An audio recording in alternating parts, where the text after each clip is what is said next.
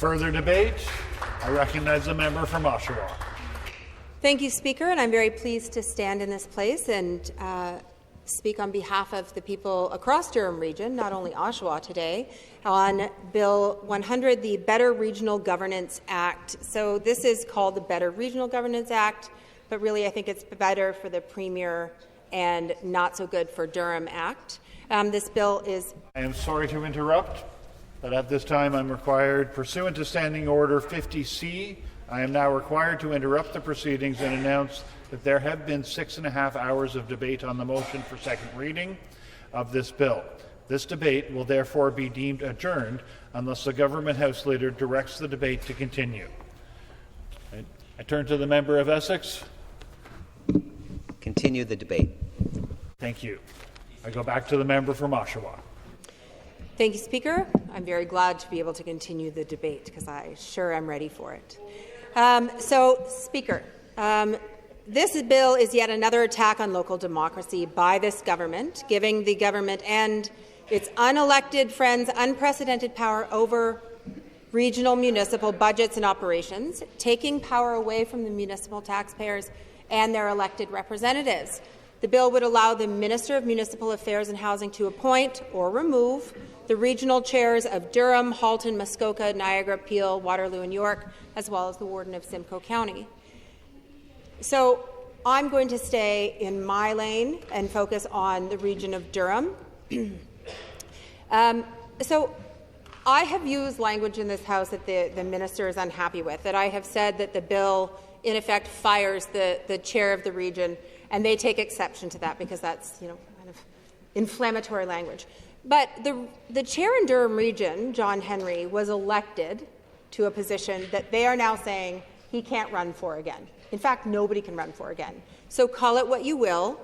The elected regional chair will no longer be able to pursue running in an election for the same job. It overrides the will of the Durham Region voters who in 2010 voted to stop appointing regional chairs. So there was a referendum. It was quite an involved process. There were bylaws that came out in 2012. There was a triple majority required. This was a really big deal. And then in 2014, we elected our first regional chair, who was Roger Anderson. And then John Henry was elected 2018, again in 2022. Now, effectively, he's being turfed. So Durham Region is being told by this minister that despite the voters across the region having voted to elect their regional chair and the head of regional council, this minister is telling us that we're wrong and I guess too stupid to make our own choices. Speaker, in this House we've been talking a lot about Animal Farm. There's been a lot of George Orwell references, and I don't want to miss out on the fun there. And I think today the role of Napoleon will be played by Captain Canada. And I want to quote from George Orwell in Animal Farm, quote, "No one believes more firmly that Comrade Napoleon that all animals are equal. He would be only too happy to let you make your decisions for yourselves, but sometimes you might make the wrong decisions, comrades, and then where should we be?" And that's what we're being told in Durham. Even though we had a referendum and decided to stop appointing regional chairs, we are wrong and clearly can't make decisions for ourselves. When I was first elected to serve Oshawa in 2014, it was alongside then Mayor John Henry. John was always kind and thoughtful and fair and very interested. He was a bit of a nerd, actually, about the story of Oshawa and the region of Durham. Was a storyteller, and I think well-liked across the region. You could disagree with him, and he would be glad to still have coffee with you. He does not deserve what is happening to him. But a principled, community-minded politician and neighbour, and I want to very clearly thank him for his many years of public service. I have a letter here from Chair John Henry that he put out when this government introduced this legislation. He said, quote, "I am disappointed by this decision. Serving as Durham's elected regional chair has been a great honour of my career, and together we've had great success. Over the past 8 years, the region of Durham has effectively planned and delivered major regional services and coordinated growth and infrastructure across municipal boundaries in a way that reflects the needs of our diverse urban, suburban, and rural communities. I believe the changes being implemented by the province are a disservice to our vibrant communities and our residents who deserve a direct voice in choosing their leadership. I'm deeply grateful for the trust and support of our residents throughout these many years. While my role as the elected chair is coming to an end, my commitment to this community is not.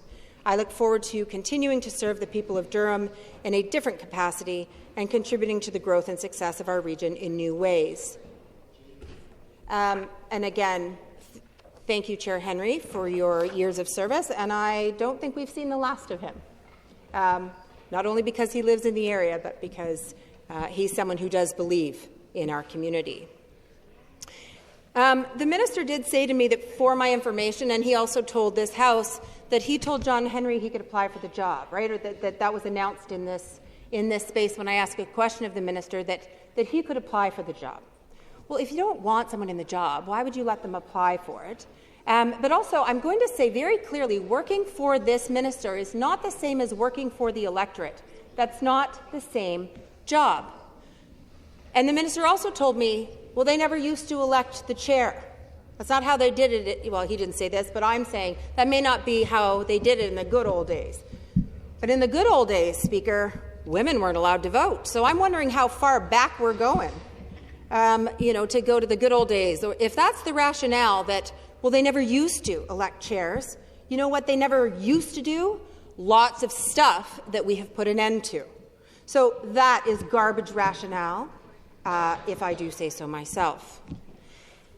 If you live in one of the affected regions, Speaker, come October, you will neither get to elect the head of your regional council directly nor indirectly through your own local representatives. And now that head of council is going to be more powerful than anyone that you can actually vote for. The government will tell you that this is about housing. This is not about housing. Strong mayors are about power and control from the Premier's office. And, Speaker, there are 7 Durham Region MPPs, 7 of us. Some of us have little sections of it, and others have larger sections, but there are 7 elected MPPs that represent Durham Region. One of those 7 is responsible for a $500 billion debt, the largest subnational debt, and I would guess, though I haven't asked him, but I would imagine that he's looking forward to having unfettered, unrestricted access to the budgets of the region and access without permission to pick the property tax pockets of all regional taxpayers. And there is nothing that the voters can do.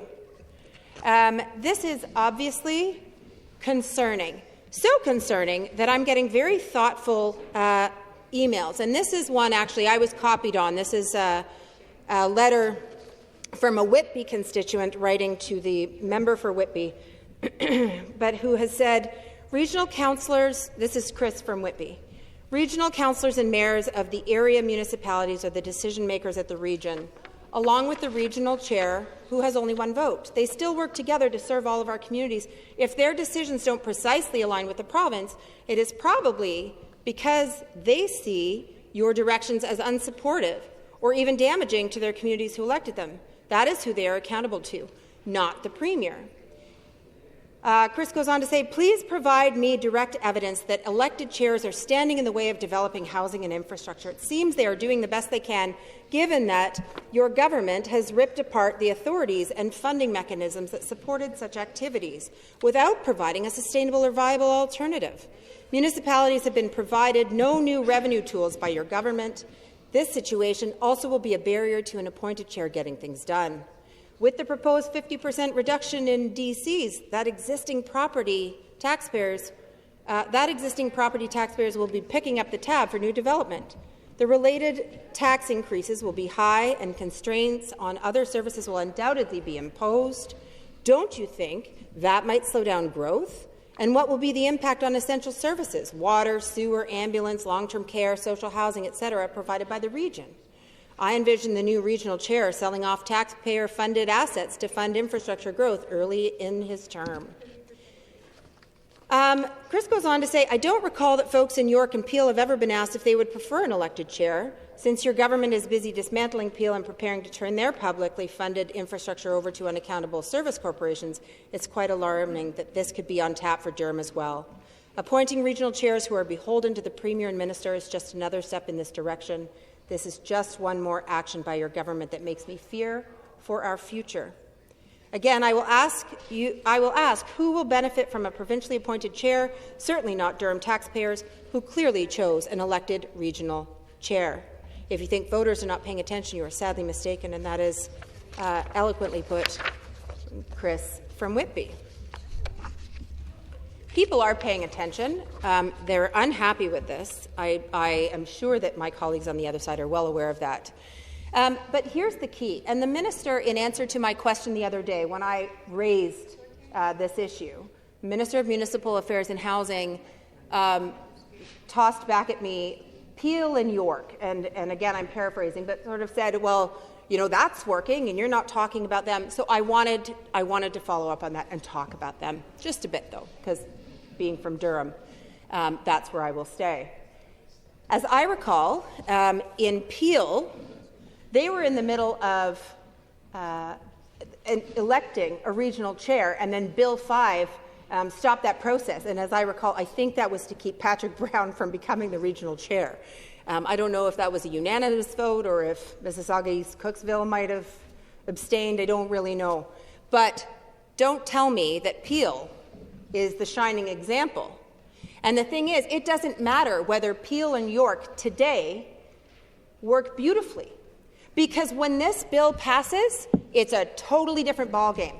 Those chairs that are appointed will be, they will now be beholden to the Premier and this government, because they will have strong mayor powers, in this case, strong chair powers. So the strong mayor powers will be giving the Ford government's hand-picked appointee the power to set regional budgets, to hire and fire the regional administrator and other top staffers, and pass bylaws with the support of just one-third of council. So no matter how lovely any existing appointed chair might be, maybe they're all lovely people, they will have strong mayor powers once this bill passes, and they can be hired and fired by the Premier, by the Minister, who can also be hired and fired by the Premier. So it is not apples to apples. The Minister may make regulations establishing also a weighted voting system for any upper-tier municipal council, which a council member, possibly even the chair, Speaker, would get more votes than others. There is no requirement that votes be weighted based on population or some principle of fair representation. We've heard stories in this room about when it will be used. Maybe. That ain't in the bill. We don't know how it will be used. We know it will be a power that is granted. So votes could be weighted based on anything the minister chooses.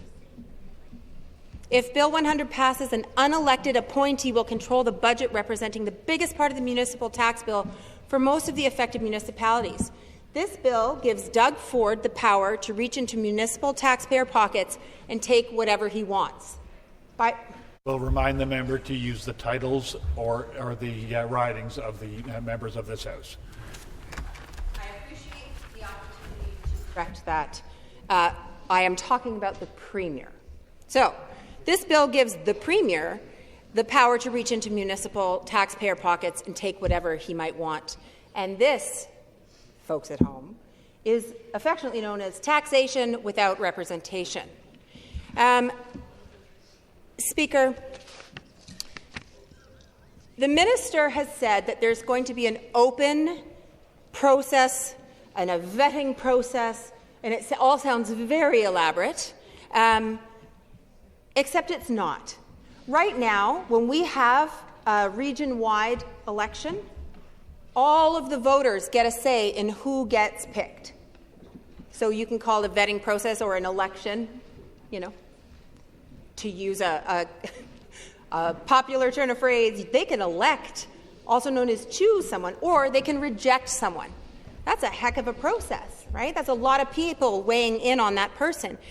But instead of allowing the entire regional electorate to vet and elect or reject someone, the Premier and maybe the Minister and maybe some party brass will do the vetting. So, Speaker, this anybody can apply thing is absurd. It doesn't matter who applies. It matters who is appointed. And the history lesson that we got the other day from the member opposite about regional governments and appointed chairs, that was appointed by regional councillors. This is appointed by the Premier. Now, if the Premier decides he's not interested in appointing, there is that fallback mechanism that the Council can do it. But the primary decision maker is indeed the Premier. Let's see. Oh, I've still got 5 whole minutes. I am working through this. So I'm going to go back to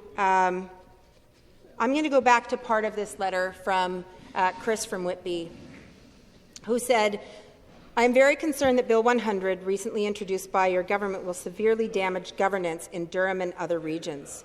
Moving to direct election was a response to a region-wide referendum in 2010 and then required a triple majority. Council passed the enacting bylaw in 2012. It was a high bar reached through a democratic process. And now, without any local consultation, Bill 100 will eliminate the election of regional chairs in Ontario and replace them with chairs appointed by the province.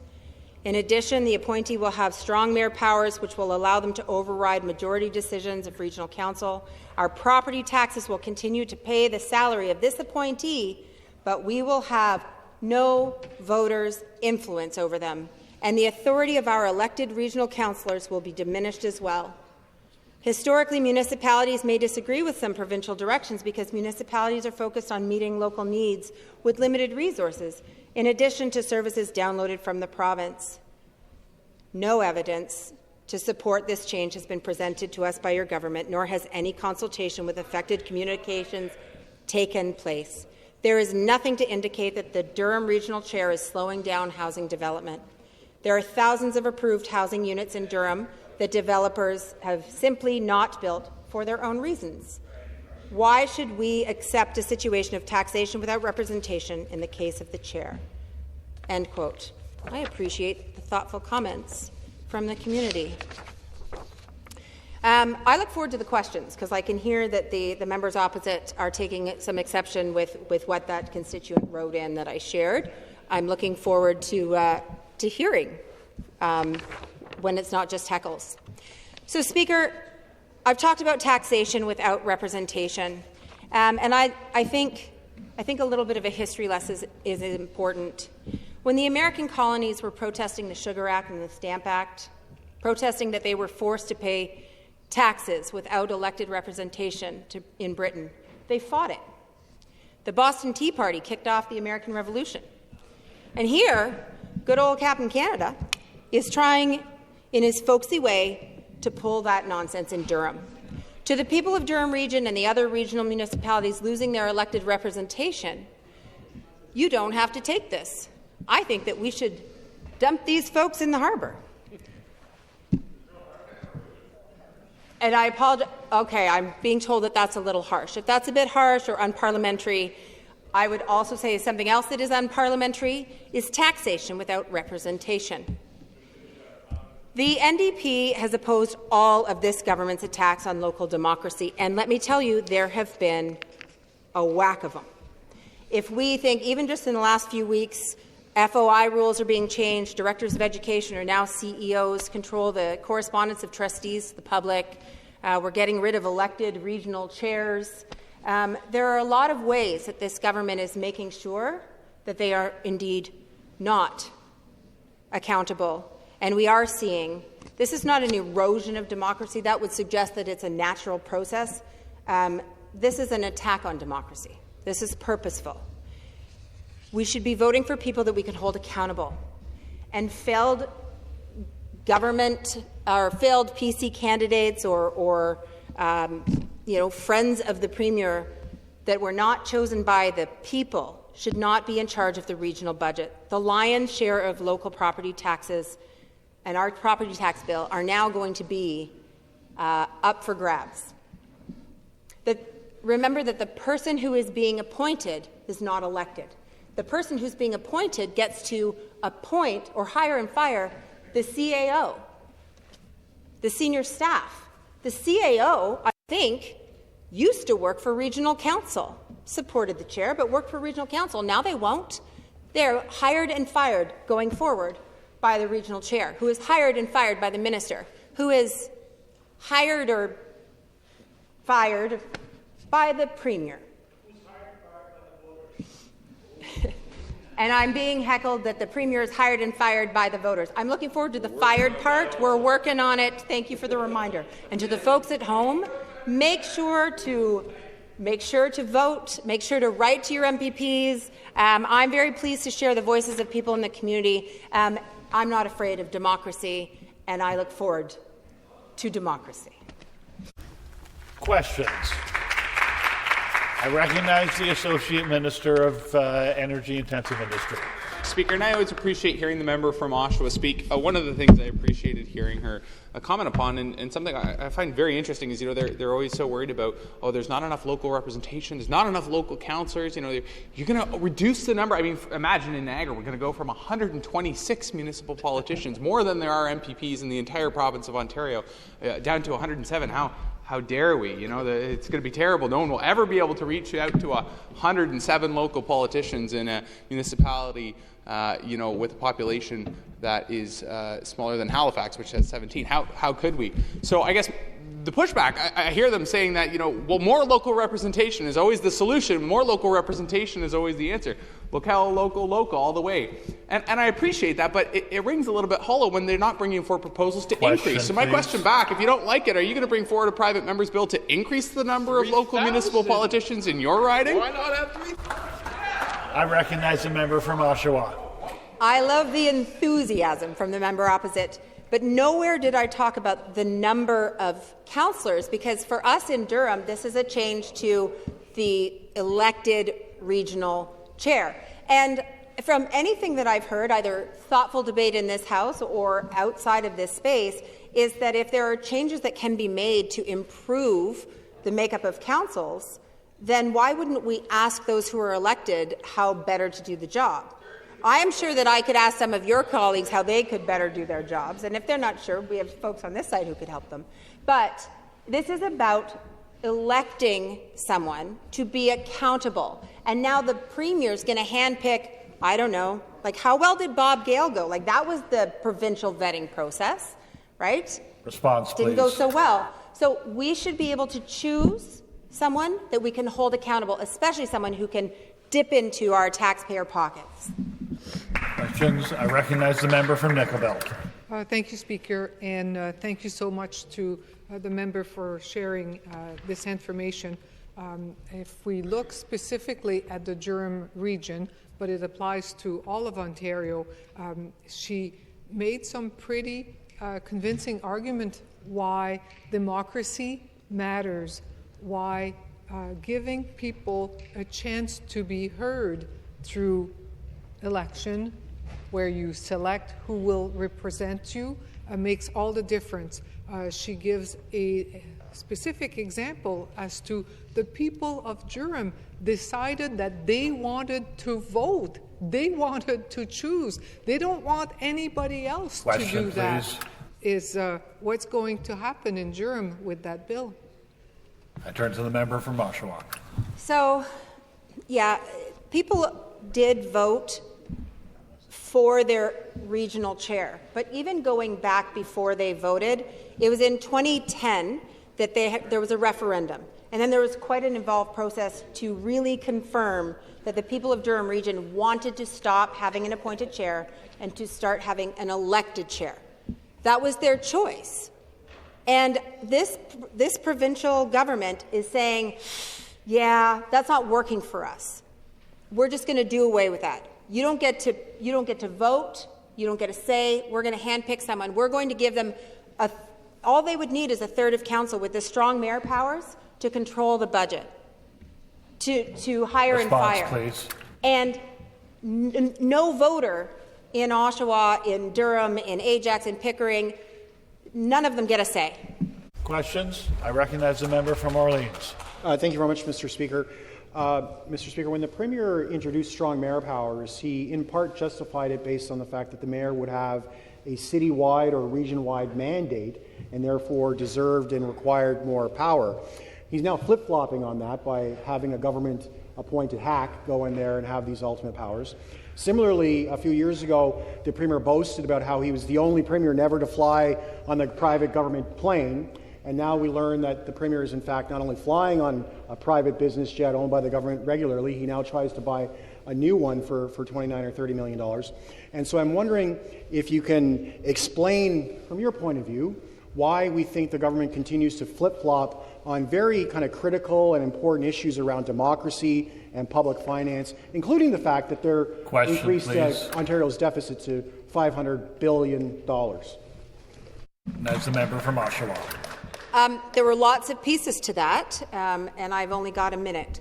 So, look, the jet is its own hour lead. People in Durham have been writing in. They're very unhappy with the decision that the Premier made, that the Cabinet has supported. They're enabling him. And so I don't know where this actually comes from. I don't know how it's going to make anything better. I think it's just because this government says we don't raise taxes. Oh, but if we can get at the regional budgets, then we've got more money to do the things, and then we can still wear the T-shirt that says we didn't raise taxes. We're just picking your pockets, and there's nothing you can do about it. So the flip-flopping, I don't know. I think it's when the Premier gets really uncomfortable or his base gets mad, he makes a change. This is not a change that anybody wants. Questions? I recognize the member from Essex. Thank you, Speaker. Although I'm very tempted to ask an animal farm question, I'm going to leave that to the member from Humber River, Black Creek, and I'm going to ask a different question. We all know that municipalities are creatures of the province, and much of what municipalities do is to implement provincial legislation. And here we have a situation where there are a bunch of municipalities, and you could have a situation, or you do have the situation where they're not coordinated in their implementation of housing or zoning, et cetera, et cetera. So, to the member, if the member doesn't like this approach, then what approach does that member recommend in order to coordinate the housing and to coordinate the delivery of water, to coordinate the delivery of sewer services, to coordinate the delivery of infrastructure services? And that's the member from Oshawa. Okay, if the province is unhappy with the region or a municipality, I would encourage them to build relationships and work with them. I would also be very interested to hear what you are unhappy about in Durham region. So there are 7 MPPs, 6 of them, no, right, Ajax, 5 of them are government. What are you unhappy about? So feel free to share that, but I want to say to you that just because a municipality or a regional municipality pushes back, you don't have to squash them. You should work with them. Like they are meant to represent the electorate. And yes, there are many shared priorities, but like you're making them do a whole bunch by constantly downloading. And I want to say, because Animal Farm, quote, if liberty means anything at all, it means the right to tell people what they do not want to hear. Response, please. Quote. You should be willing to hear what you might not want to hear, because guess what? Y'all might learn something. Thank you. Further questions? I recognize the member from Ottawa, West Nepean. Thank you, Speaker, and thank you to my colleague from Oshawa for your insightful comments on this bill. My colleague mentioned taxation without representation and the Premier having unfettered access now to the budgets of regional municipalities. And just in the past few days, we learned that the Premier chose to spend $30 million of hard-earned taxpayer dollars on a private luxury jet for himself. There was nothing in the budget about that, so there was no transparency. And today he told us that he had to do it because he needed access to a bathroom on a plane. So can the member please explain why might people in Durham be really worried about what the Premier might do if he has unfettered, unaccountable access to the regional budget? I recognize the member from Oshawa. I can't speak for the government members, but I know that our inboxes are full and overflowing with people's thoughts on this personal private luxury jet that the Premier just had to have, and now he's super sad that he has to give it up. That is really not what people are reaching for. They are tired of begging for scraps. They want health care and affordable housing. They're not wanting a pony or whatever the Premier's going to want next. And I worry that the person who will work for the minister, who will work for the Premier, is not going to work for the electorate, because the electorate did not choose them. They are not accountable to us. So I have no idea what they're really after. I do think it's probably as simple as our tax dollars so that they can, again, keep saying they're not raising taxes, when the fact of the matter is they've downloaded so much. Municipalities and regions are responsible for so much, and now they're going to be taking, have unrestricted, unaccountable access to our tax dollars.